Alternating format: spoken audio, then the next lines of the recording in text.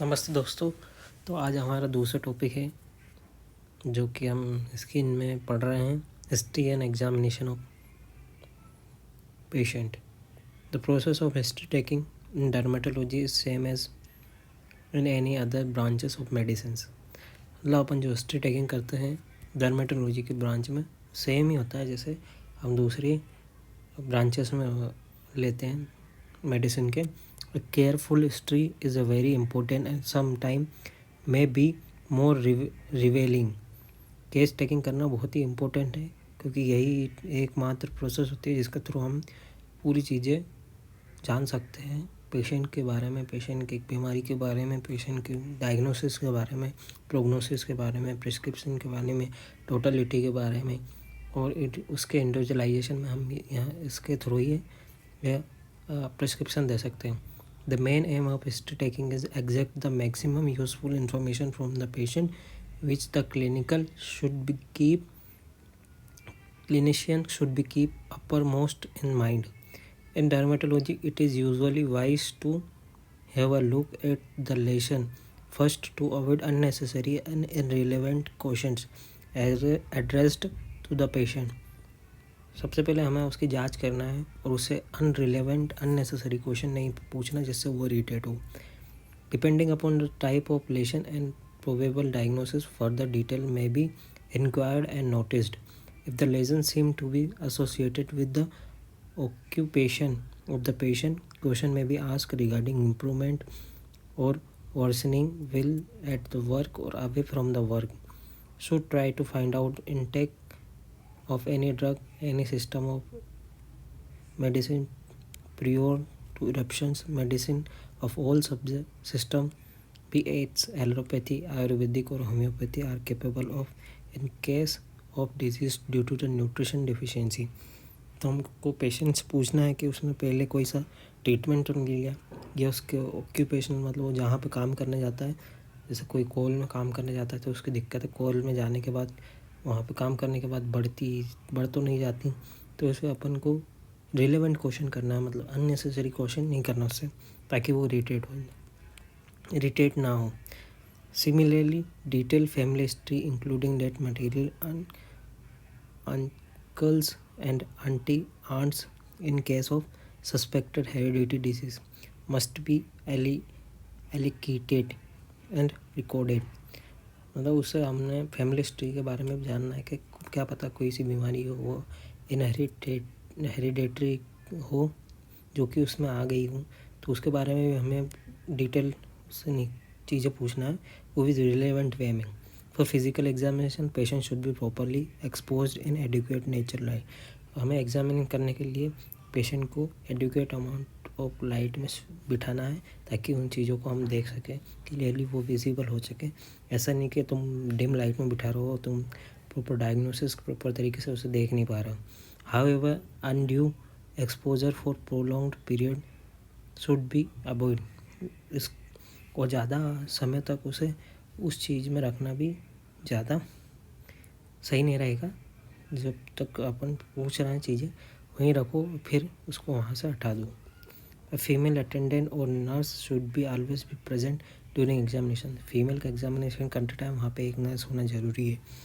और female patient after general examination for build state of nutrition, anemia, jaundice, cyanosis, edema, lymph, teeth, tonsil, pulse rate, blood pressure and temperature, one should be concentrate on examination of the cutaneous system, which include examination of skin, mucous membrane, nails, hair over a year of metal.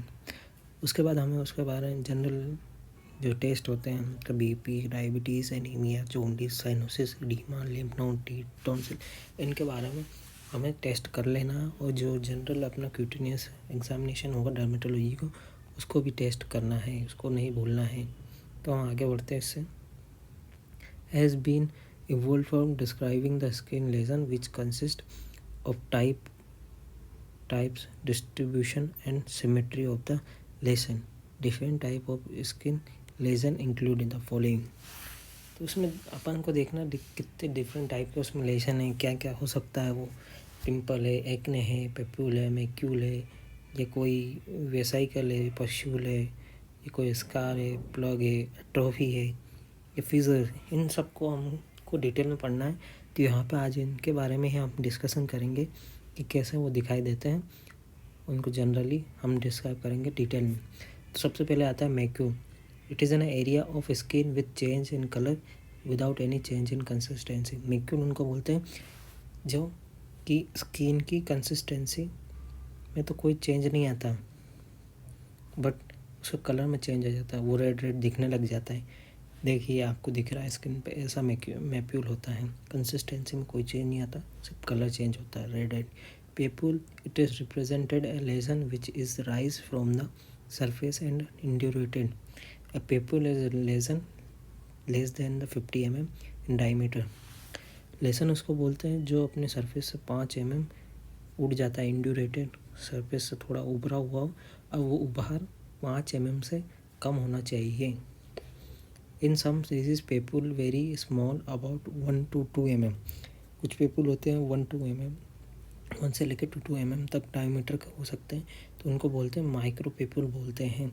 When the lesion is like to papule, but lesion हो papule की तरह ही हो, but the induration must be more than 4 mm से वो उभरा हुआ है ज़्यादा होगा, then it is called nodules. Where the those larger than the 10 mm is called tumour, और 10 mm से ज़्यादा बड़ा हो गया तो उसको हम ट्यूमर बोलेंगे। तो ये होते हैं। अब वेसाइकल्स पे आते हैं। It is like a papule but contain a fluid. जैसे पेपुल की तरह होता है, इंड्यूरेटेड होता है, पर वहाँ पेपुल में कोई फ्लूइड नहीं होता है, यहाँ पे फ्लूइड होता है। When the vesicle is larger than 5 mm it is called bullae और ब्लिस्टर। जब वेसाइकल 5 mm से बड़े हो जाते हैं तो उसको हम बोलते हैं बुल्ले और blister. Pustule, it is like a vesicle but contain pus in place of serous fluid. ये भी सेम होते हैं वेसाइकल की तरह, पर वहाँ वेसाइकल में फ्लूइड होता है और यहाँ पर पस भरा जाता है सीरम फ्लूइड की जगह। अब वेल्स होते हैं, वेल बोलते हैं wheal when there is sudden extravasation of fluid between the fibrous tissue without any definite, मतलब फ्लूइड का, अब वहाँ पे फ्लूइड का एक्यूमुलेशन हो जाएगा फाइब्रस टिश्यू में विदाउट एनी शेप, और डेफिनेट शेप नहीं हो, मतलब कोई एक जगह नहीं हो और डेफिनेट शेप का नहीं हो, तब उसको बोलते हैं Wales. It is result in rise pale area surrounding by a variable degree of erythema, और वहाँ पे सूजन से कुछ बराबर इरेगुलर सी सूजन पड़ जाएगी और उसमें फ्लूइड जमा हो जाएगा इरेगुलर शेप सा। देखिए दिख रहा होगा आपको इस स्क्रीन पे। This is characteristic of urticaria. Urticaria का कैरेक्टरिस्टिक है wheals almost always disappear, 24 hour के बाद व्हील्स डिसअपियर हो जाते हैं। Scale, it is a flake like lesion due to the shedding of skin. It is a generally dry and skin colour. जो scales होते हैं वो फ्लैक लाइक स्ट्रक्चर लेसन होते हैं, वो शेडिंग होती है स्किन पे, झड़ती है, ड्राई होते हैं, स्किन कलर चेंज हो जाता है। प्लेग होता है flat area which may be raised और depressed from the surface of the skin but it is should be indurated. ऐसा सरफेस स्किन का जो कि राइज्ड होगा या डिप्रेस होगा सरफेस से, बट शुड बी इंड्यूरेटेड, सूजा हुआ रहता है।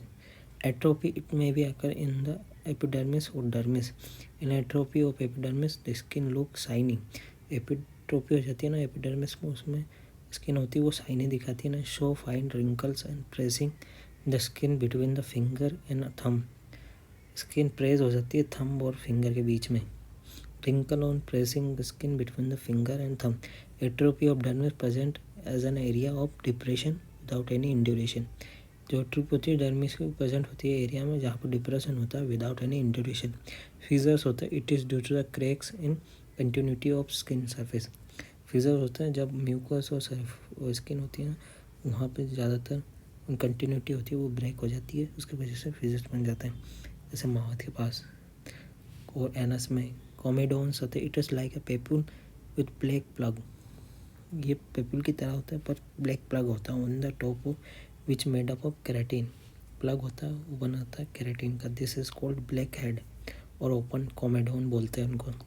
क्लोज कॉमेडोन रिजेंबल और ordinary small papule but contain keratinaceous plug inside. जो केराटिनेस प्लग होता है वो इनसाइड होता है इसमें। आगे बढ़ते हैं अपन। अब ये होता है बरो 11वां. It is form by the gravid female विमे acarus penetrates the stratum corneum obliquely from some distance. Those is characterized of scabies. जो स्केबीज होता है सार्कोप्टा स्केबी जो माइट होता है वो बरो बनाता है अपनी स्किन में और उसके अंदर जाकर छुप जाता है. छोटे छोटे छेद जो दिखाई नहीं देते हमें उसमें जाके घुस जाता है तो उसमें इचिंग और इरप्शन कोज करते हैं. उसको अपन डिटेल में पढ़ेंगे आगे आने वाले. Hyperkeratosis it is term use to describe lesion consisting thicken stratum corneum. यह शब्द उसके लिए डिस्क्राइब किया जाता है कि जब स्ट्रेटम कोर्नियम होती है वो ठीक हो जाए. Excoriation lesion associated with severe itching are likely to be get excoriated. Those excoriation is sign of itching. जो लेजन एसोसिएट होता है सीवियर इचिंग के साथ वहाँ पे जो स्किन होती है वो झड़ती है और वहाँ पे इचिंग होती है उसको बोलते हैं excoriation. Lichenification it is consist of diffuse thickening of the skin, increase skin marking along the hyperpigmentation and itching.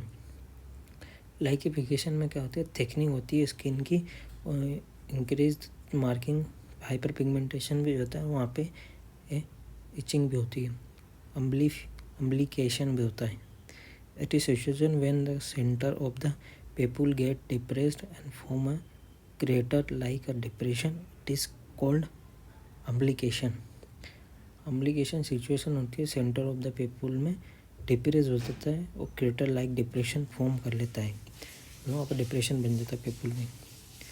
मैक्रिएशन when the lesion associate with hyperkeratosis और scaling develop a whitish deposition on the surface is called maceration. Lesion होता है यहाँ पे hyper keratosis हो जाती है और scaling होती है डेवलप होती है whitish deposition on the surface. Crust होता है dry up to exudate is called crust और स्वैब. जो ड्राइड अप हो जाता है और एक्सुडेट हो जाता है वहाँ के सरफेस उसको बोलते हैं क्रस्ट और स्वैब. स्कैरिंग बोलते हैं it is ultimate result of healing by fibrosis. Scarring जब होती है जब हीलिंग होने लग जाती है तब स्कैरिंग होती है. Occur only when some part of the dermis is damage. Healing जब होती है स्कैरिंग जब डर्मिस का कुछ पार्ट डैमेज हो जाता है. Hypertrophic scar is formed when amount of fibrous tissue formed is more than the tissue dense to. Hypertrophic जो स्कार बनता है ना धब्बे रह जाते हैं. जो धब्बे जब भी बनते हैं जब डैमेज हुई टिश्यू से ज़्यादा जो का फाइब्रस टिश्यू है वो ज़्यादा बन जाए देन द टिश्यू डेस्ट्रॉय तब हाइपरट्रोपिक स्कार बन जाता है. वहाँ पे वो छत्ता सा रह जाता है. Such type of scars rise from the surface but does not grow beyond the original size of the lesion. मतलब जितना ही ग्रो करता है जितना वहाँ पे लेशन होता है और ज़्यादा सरफेस पे ग्रो नहीं करता. But does not grow beyond the original size of lesion. whereas keloids continue to grow beyond the limit of the original lesion. वहाँ पे ही जो दूसरे सर्जिकल कुछ चीज़ों में होते हैं जो किलोइड्स होते हैं वो अपीयर होते हैं after the surgical condition. Marks scars develop हो जाते हैं और स्कार्स होते हैं किलोइड्स वो कंटिन्यूसली ग्रो करते हैं स्कार के बियॉन्ड एक लिमिट के बाद भी. The lesion should be palpated after the inspection. Most of the skin lesion can be touched safely without any risk. बहुत सारे ऐसे स्किन लेजन होते हैं जिनको हम टच कर सकते हैं without any risk. A patient of leprosy और any other infection disease can be examine with bare hands without any gloves. It is better to wash the hand afterward with soap and water. जब भी हम leprosy के patient को अगर without gloves और उससे examine कर रहे हैं तो हमें उसके आने के बाद हमारे हाथ धो लेना चाहिए अच्छे से सोप और वाटर से. विच है more sufficient to kill majority of bacteria. वो सफिशिएंट है मेजॉरिटी ऑफ बैक्टीरिया उसके बाद मारी जाए. बाकी तो हमको ग्लव्स पहन लेना चाहिए. वैसे ही हमें सतर्क हो जाना चाहिए कि लेप्रोसी अपन को हो सकती है. कंटेजिनियस डिजीज़ है. माइक्रोबैक्टीरियम लेप्रे से फैलती है. टच हो जाएंगे उसकी चीज़ हम कॉन्टेक्ट में आएंगे तो हम पहले ही सिचुएशन को समझ लिया ग्लव्स पहन लिया तो ठीक रहेगा. Distribution of lesion it is very important for marking a correct diagnosis to discover etiology and lesion cause by the sunlight. are found on the exposed part of the body like a extension of the hands, forearm, upper arm. हमें उनको सारे लेंसनों को देखना है, arm पे, forearm पे, up to the area covered by slabs, sparing the upper eyelid. सारी जगह पे देख लेना है जहाँ पे स्लैब लगा रहा है, अपर आईलिड पे, लोअर आईलिड पे, area behind the pinna, pinna के पीछे वाला area which are not expose sunlight. वो ऐसा एरिया जहाँ पे वो एक्सपोज नहीं हो रहा सनलाइट से. Mosquito bite are seen on the area not covered by the clothes. Mosquito bite जहाँ पे क्लोथ से कमरे नहीं. नेम्यूलर eczema is preferably seen on the external surface of extremities, where the infantile eczema is seen on the cheeks. जो ये infantile eczema होता है इसको चीक्स पर दिखाई देता है. नमूलर एक्जिमा होता है प्रिफरली सीन एक्सटेंसिव सरफेस पे, when the corresponding area on the two sides of a body showing equal or almost equal distribution of lesion, it's said to be symmetrical. मतलब बॉडी करस्पॉन्डिंग एरिया पे to side पे body पे equal amount of distribution show कर रहा है तो symmetry बोल लेते हैं.